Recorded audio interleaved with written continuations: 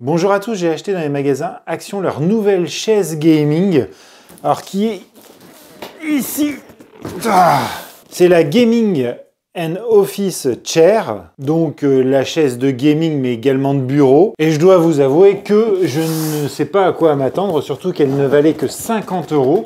Et 50 € pour une chaise gaming, eh ben, c'est vraiment pas très cher, hein, parce que si on regarde sur Amazon, en dessous de 120, 130 €, on n'a pas grand chose. Donc ça va être une vidéo vraiment en réaction, hein, on va l'unboxer ensemble. De toute façon, je n'ai pas à la tester pendant des heures et des heures, puisqu'il n'y a rien d'électronique dedans, bien évidemment. Donc on va regarder ce qu'il y a à l'intérieur, on va la monter ensemble, et puis on va regarder la qualité, et si elle vaut vraiment ces 50 €. Je dois vous avouer que j'attends pas grand chose, je risque pas d'être déçu, mais je vais peut-être être surpris. Ouais, alors j'espère qu'elle va être bien, parce que la mienne commence vraiment à sentir les effets du temps. Comme quoi, des fois, on fait des achats inutiles, mais là, je pense que ça commence à être urgent. Allez, on va regarder ce qu'il y avait à l'intérieur.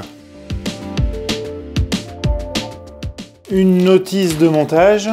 L'assise. Alors, c'est du simili-cuir, et puis ici, on a un espèce de tissu mèche respirant. Bon, après, le simili-cuir, ça commence à passer, hein. Beaucoup de gens reviennent au tissu parce que c'est quand même plus agréable, surtout en été, si vous voyez ce que je veux dire.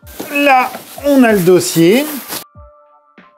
Pour l'instant, les surpiqûres ont l'air propres. On retrouve cette touche de tissu mèche.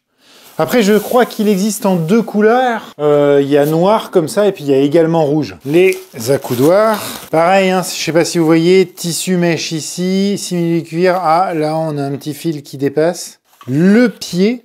Peut-être qu'il y a du métal à l'intérieur. Bon, en tout cas, c'est très costaud et c'est très lourd, hein. Le système de vérin. Enfin non, pas le système de vérin, l'espèce de poignée sur le côté pour monter ou baisser la chaise. Les roulettes. Les vis, un outil, donc à mon avis, on n'a même pas besoin d'outils. Chercher le vérin, il est là. Et voilà, notre petit vérin qui va nous permettre de monter ou baisser la chaise. Et oui, puisqu'il y a quand même des informations à savoir, hein, et qui sont notées, je sais plus trop où, ici. On est sur une chaise ajustable en hauteur. On peut monter un poids que de 110 kg. À 20 kg près, j'étais plus très bon. Qu'elle tourne à 360 degrés et que le dossier peut s'incliner. Bon, voilà, c'est tout à fait classique, hein, il n'y a rien d'exceptionnel. Allez, maintenant, on va l'installer, hein.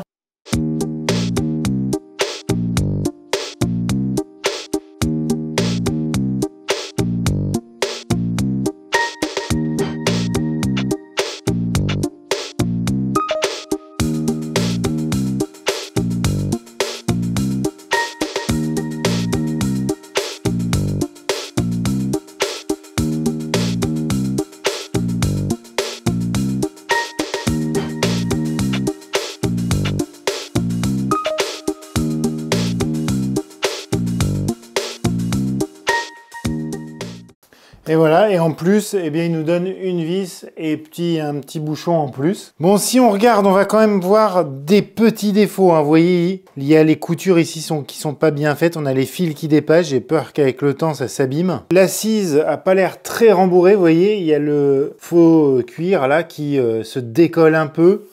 Donc ça, je pense que dans le temps, ça sera sûrement pas terrible. J'ai vu des fils qui dépassaient aussi, ça et là.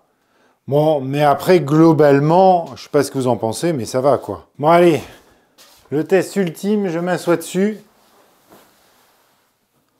Ouais.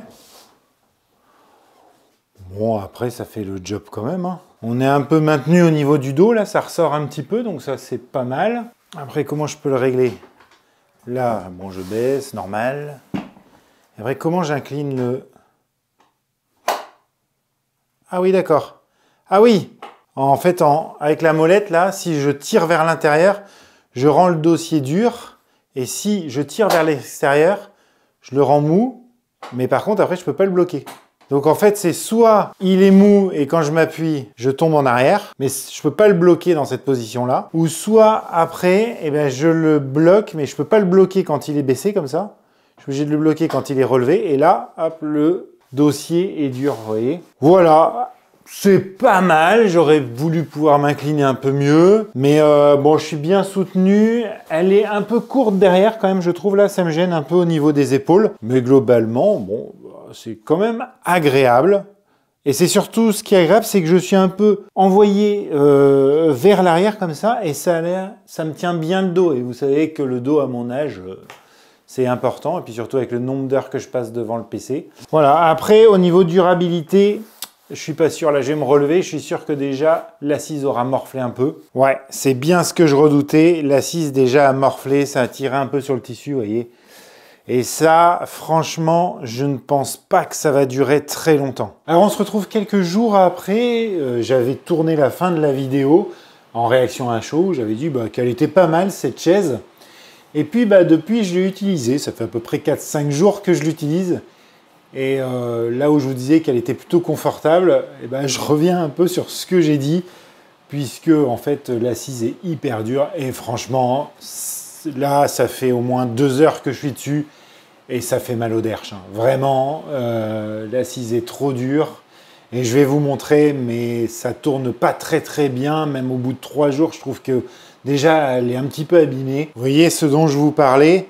Eh bien déjà, l'assise est complètement pliée ici. Alors oui, je suis quasiment sûr que ça ne tiendra pas dans le temps et qu'en plus, eh bien, vous ne serez pas forcément hyper bien assis. Alors une chaise de gaming, généralement, c'est sûr que ce n'est pas hyper confortable, mais là, pour un gabarit comme moi, qui fait 85-90 kg, l'assise est trop dure. Donc je pense que c'est bien pour un enfant, beaucoup moins pour un adulte. Et à ce prix-là, j'ai regardé un petit peu sur Amazon, je pense qu'il vaut mieux aller sur une chaise ergonomique. Et vous voyez que sur Amazon, on en a à 50, 60 euros, 70 euros. Que même si je ne l'ai pas testé, je suis de toute façon quasiment sûr que ce ne sera pas forcément pire que celle-là. Et il y a de grandes chances même qu'elle soit meilleure, en tout cas avec une assise un peu plus molle. Voilà, donc si vous voulez préserver vos petites fesses, évitez de l'acheter. Puis par contre, si c'est pour un gamin, je trouve que c'est pas si mal que ça. En tout cas, je vous remercie d'avoir regardé la vidéo jusqu'au bout et je vous dis à bientôt sur Vintech pour de nouveaux tests domotique et tech et cette fois des vrais tests tech. Allez, ciao!